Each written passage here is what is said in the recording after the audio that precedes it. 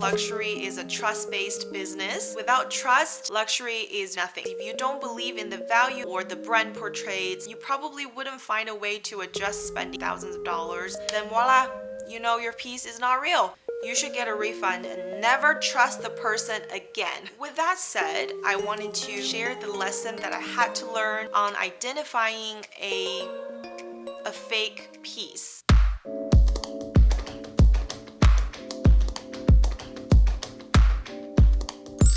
Hi guys, welcome back to today's video. My name is Vivian. If this is the first video you're watching, welcome to my first luxury. Before we get started today, I do have a little story to share with you guys before we get into all the details and everything. First of all, if you are a return viewer, I deeply appreciate your support from the very beginning on this channel. Every time I film a video, I feel like I'm talking to my friends because I know you guys.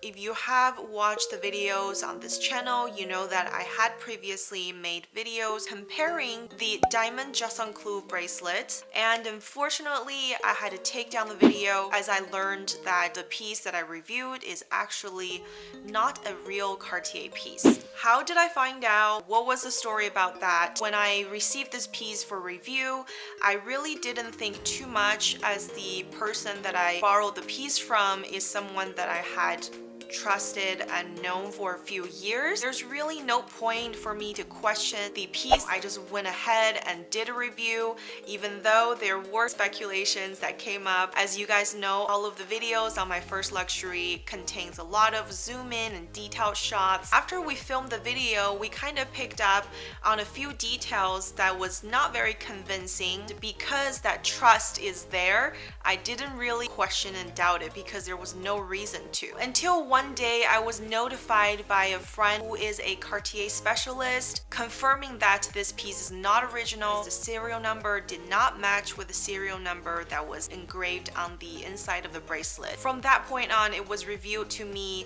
very certainly that the piece is not genuine, it's not original piece. It took me a very long time to process this information. I really value integrity and honesty. I want to showcase the best things that I know about pieces that I am reviewing. So I was really shocked when I found out that the piece was not genuine, and I immediately took down 2 videos. So I was not very proud to find out about that, and I had to do some damage control on our end. As a result, I had to take down videos that I previously made involving this piece. There were a lot of other things that are violated because of this. As you know, integrity is very important to me, and I would want to only present the best and the honest truth and facts about luxury in videos that's on this channel. So in today's video, I want to use this incident as a learning curve for me and also for you, because I think trust is the utmost important thing in luxury and all across the board as how you are as an individual. In short, I just want to share a few guidelines going forward when we buy luxury. First is that you should only buy from a person that you truly trust. Second is to educate yourself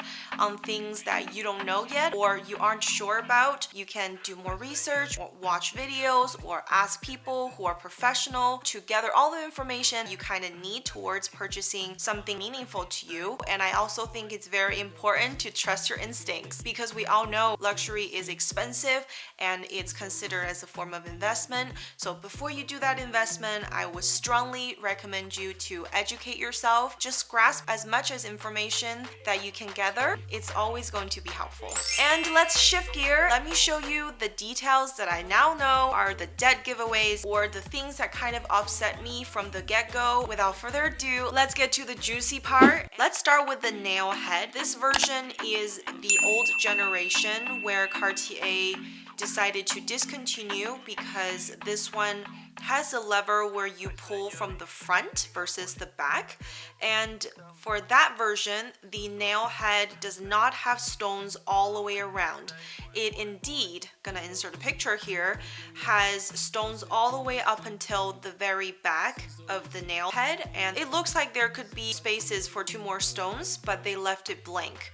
So that's a first giveaway. The second part is that if you look at the work on the diamond setting, it really doesn't look as neat as the original one. You can see diamonds are set kind of unevenly and then it's sticking out. It's not really flash to the metal around it.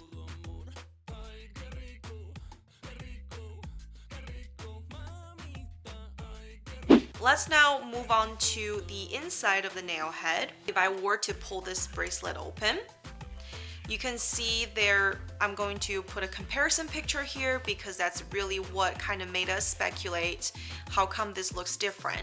And the excuse I had for it was because maybe it's, you know, from wear and tear where the thing's kind of worn off. Obviously, the fake one now that you're looking at does not have like the pear-shaped kind of socket for the bracelet to sit or lock in. The shape of the socket should be a pear-like kind of shape, like made up with two round circles that you can see on the real one. Now let's talk about the tip of the nail, which could be a detail that people misses because you would not think too much about it. But through research, we have found that for the old generation, which is this particular one, there should be 4 stones. And this one does have 4 stones on there, doesn't it? But if you look closely, the order of the diamonds are set incorrectly, as there are 3 small stones, 1 bigger stone, and the 1 bigger stone should be on 3rd in place. Another thing is the shape of the nail tip should be round, and this is edged.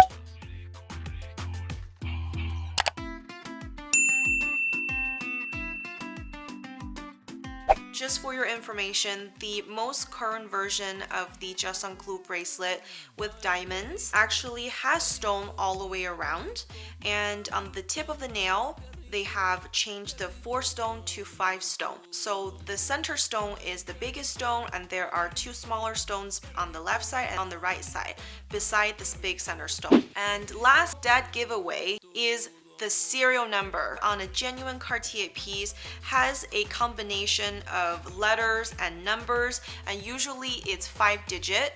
And on this particular one, you can see that there is no sequence and there is a SE space, which the space is a dead giveaway because Cartier never produced something like that, according to my Cartier specialist friend. When this person helped me to kind of look it up, which I'm really grateful for, it pulled out a completely different item. So the item that this serial number engraved in here pulls up as a necklace versus the serial number that had been engraved in here. What a shame, right? If you look next to the serial number, you can see the gold hallmark. And I have mentioned in my previous jewelry review videos, the AU750 is a gold hallmark. It certifies that it is 18K karat gold. And this one just says 750. Which, if you didn't really pay attention, you're like, I get it, because all of your gold jewelry has this 750 engraving inside of the jewelry, but it should say AU750. I mean, if you look back and count the list that I just made, it's so crazy. There are actually so many giveaways on this piece that I just like never really questioned or doubted because I really trusted the person that provided me this piece.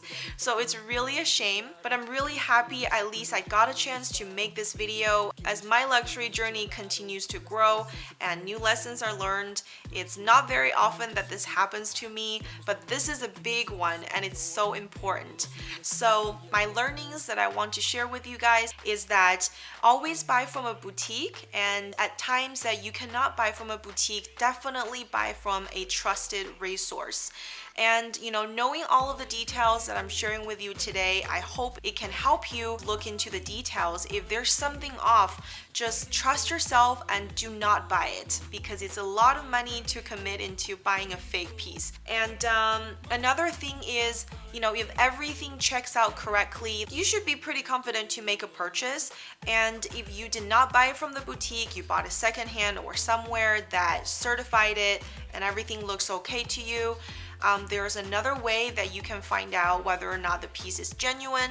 Is no matter if you buy from the Cartier boutique or not, if you bring in a Cartier piece to a boutique to be serviced, the boutique will not authenticate on whether or not this piece is genuine, but they definitely would not take a fake piece in for service. Then voila, you know your piece is not real. You should get a refund and never trust the person again. That sums up today's video. It's a heavy one. I have to take a few weeks to really sink in with myself and be at peace with this whole incident, you know, but at the end of the day, I'm really happy that I learned something new and I was able to share all of that with you. Thank you so much for watching today's video. If you have not subscribed yet, click the subscribe button right now because I promise you there are more exciting videos coming out. See you guys in the next video. Take care now.